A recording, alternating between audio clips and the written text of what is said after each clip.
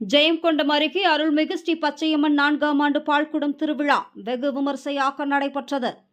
அரியலூர் மாவட்டம் ஜெயங்கொண்டம் அருகே குவாகம் முனியப்ப வனத்தில் அருள்பாலித்து வரும் அருள்மிகு பச்சையம்மன் பால்குடம் எடுத்து பக்தர்கள் நேர்த்திக்கடன் செலுத்தினர்.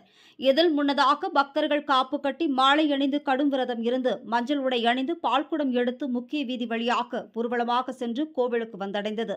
இதில் அருள்மிகு பச்சையம்மன் கருப்பசாமி செம்மரியப்பர் பூமுனியப்பன் நாகாத்தம்மன் வேட்டைக்கருப்பு அங்காளம்மன் சிறப்பு அபிஷேகம் நடைபெற்றது. மலர்களால் அலங்கரிக்கப்பட்ட அம்மனுக்கு தீபாராதனை காண்பிக்கப்பட்டது. இதில் 1000க்கும் மேற்பட்ட பக்தர்கள் பொதுமக்கள் கலந்து கொண்டு பச்சையம்மன் கருப்பசாமி செம்மடைப்பார் அங்காளம்மன் தரிசனம் பெற்று சென்றனர்.